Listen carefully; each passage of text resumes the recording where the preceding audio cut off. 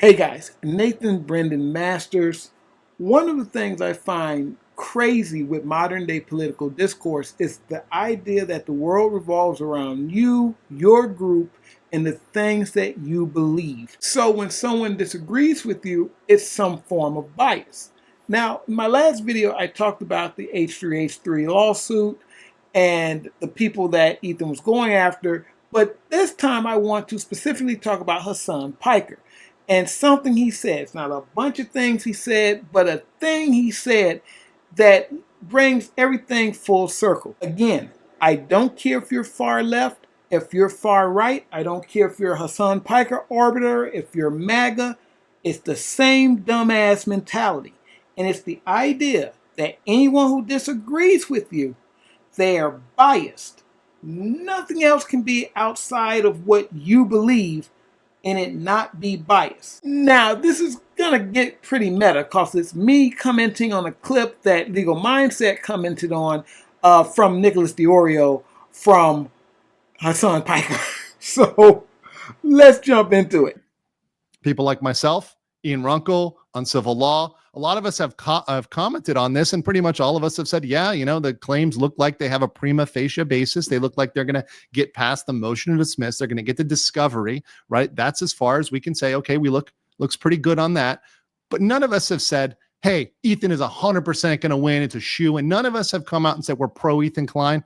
As I've said before, I could care less about Ethan Klein, and I could care less about the orbiters. I care about the law. But let's hear what Ethan has. Let's hear what Hasan has to say about the lawsuit and our coverage. It's legal YouTubers and free speech people are extra quiet. No, I think there's some legal YouTubers who have covered it, but they're like pro Ethan. Yeah. No, they're just telling you the fucking facts of the case. We got Nicholas chiming in there, but that is the thought process that stops any real discussion of anything. The idea that, well, everything is biased. I know people get mad at this. Both sides do it. They hate the both sides do it. But we're watching you do it. Both sides do it. That's what makes you an extremist. You're a moron. Otherwise, you wouldn't be an extremist.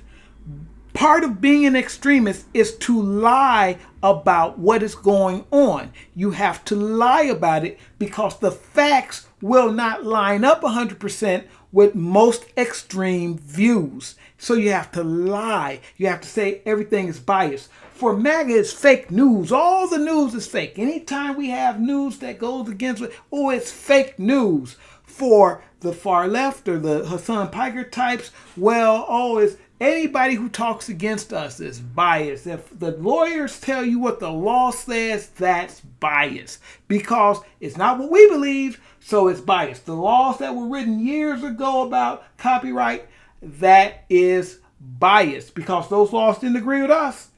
You know, Hasan Piker didn't have anything, he didn't have any input on those laws, so bias. What can you say? I will say this, in regard to copyright laws in general here in America, they're actually pretty good. We got some pretty decent copyright laws. Originally, you had to get everything copyrighted through the United States Copyright Office if you wanted to have a legitimate copyright. Now, anything you create, when you create it, is considered to have a copyright at the time or at the moment of creation. The thing about it is, as Ethan stated, if you need to sue, you will have to go and get the official copyright to do so. Now, I do disagree with that. I think once it's created, and all you have to do, especially if you create it digitally, all you have to do is show and prove the date and prove that the other person somehow saw it. Once you do that, you should be all good. That's my feeling on it. So getting something copyrighted through the Copyright Office should just be kind of a formality, kind of like just some extra proof. Now, I want to be clear, it's not that I don't believe that bias exists in certain places, in many places as a matter of fact, especially in the news. But this is a situation where these lawyers are simply stating fact or trying to communicate the law to normies. And I've been a law clerk, for those of you who don't know, and I've actually seen the law books, and they get those books, new editions, every few months or so. They get new editions, new laws are coming in, new laws are always being made, and those books need to be updated. And some of that stuff is mind-blowing. You're like, wait, what does this mean? And some words don't mean what you think they should mean, especially if you get into like entertainment law and stuff like that. Different words have different meanings when it comes to law. That's why you need, if you're reading a contract, you need to get a lawyer, because what you think means, you're reading something, you think they're using standard English. They're using legalese, and that's very different. So these lawyers try to break it down for the normal person and say, this is what the law says. They're not saying we agree with Ethan or we agree with Hasan. What they're saying is, this is what the law says. This means that Hasan cannot fathom anything outside of his political ideology. It's a very dogmatic ideology in which everybody is seen through the lens of us against them, you versus me. It's almost unfathomable to me that these people, and not just Hasan, but his little orbiters, his main people, Frogan, Denims, Kaceytron, all those people seem to have the same mindset. Now, I would say Kaceytron is, I don't know about her. She's kind of iffy. I don't know what's going on in that head. Frogan, I think she's a little bit smarter. She knows what's going on. She's not probably as smart as she should be, or she wouldn't have gotten in this mess. And when it comes to Denims, I generally think Denims is just kind of evil. I mean, like, if I were to draw a female villain, that little smile she does, the female villain could look just like Denims. It's like Denims has this thing, they had this thing called Duper's Delight.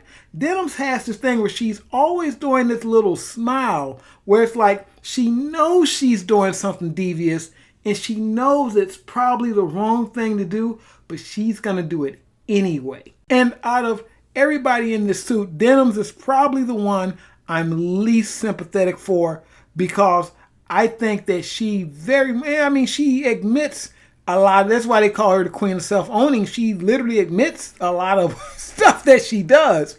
So in this case, she definitely admitted what she was doing, and that might end up costing her in court. So I don't know, guys, but my adult urban fantasy comic Dark will go live in a few weeks. That's the book you've been seeing me draw on this channel. If you're an adult and interested in that kind of book, link is in the description and in the pinned comment, so you can go follow the project on Kickstarter. Other than that, you guys take it easy. Nathan Brendan Masters. Hasta. Don't look back, we're here to stay. A life we knew would come one day. And this is it, the borderline to where the future leaves us behind.